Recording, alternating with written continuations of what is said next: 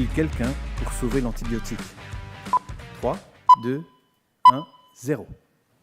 Alors, je ne sais pas si certains d'entre vous ont été au cinéma récemment, mais moi, maintenant quand j'y vais, j'ai l'impression qu'on n'y trouve plus que des suites et des remakes. Si un film a marché, on va tout de suite en faire une franchise avec toujours le même scénario qui se répète. Eh bien, surprenamment, en biologie, on a parfois un peu la même chose.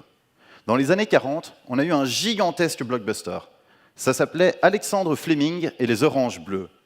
Le scénario, en pleine Seconde Guerre mondiale, un scientifique anglais lutte contre un ennemi aussi terrible que la menace nazie. Les bactéries, de tout petits êtres vivants qui viennent infecter les humains et peuvent causer des maladies comme la tuberculose, la gangrène, la pneumonie et plein d'autres encore. L'humanité n'a aucune arme pour se défendre et chaque année, des millions de personnes sont tuées. Un jour, alors qu'Alexandre revenait dans son laboratoire après un long week-end, il remarque que l'orange qu'il avait oubliée sur son bureau était couverte de moisissures bleuâtres. Mais, autour de ces moisissures, pas une seule bactérie ne poussait. Il s'avérait que cette moisissure produisait l'arme qu'Alexandre recherchait, la pénicilline, le tout premier antibiotique. Cette molécule est capable de détruire la paroi des bactéries et de les faire éclater comme des ballons. Comme je le disais, ça a été un succès planétaire. Des millions de doses ont été distribuées. Mais malheureusement, un peu comme pour les films de Marvel, il y a eu une suite. Dans la suite, les bactéries sont revenues avec une nouvelle arme, ce qu'on appelle une bêta-lactamase.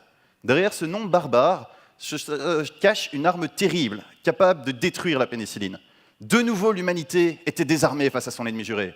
Bon, pour faire plus vite, on va arriver directement à la fin du deuxième film. Les scientifiques ont trouvé un nouvel antibiotique, tout est bien qui finit bien. Et ils ont continué comme ça, de film en film, d'épisode en épisode, toujours avec à peu près le même scénario. Des bactéries viennent avec une nouvelle bêta-lactamase, des scientifiques viennent avec un nouvel antibiotique. Mais maintenant, après plusieurs décennies, la franchise est vraiment en train de s'essouffler.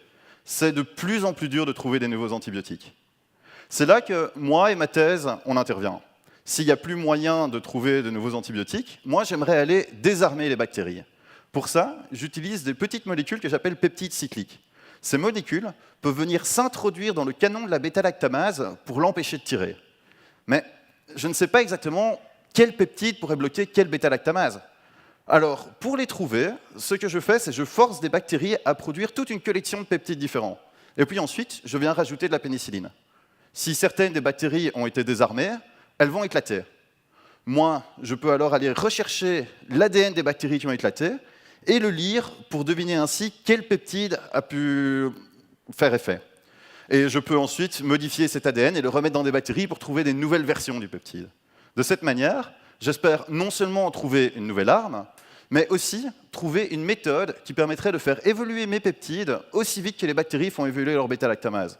Parce que bon, de temps en temps, pour relancer une série, il faut juste changer de scénario.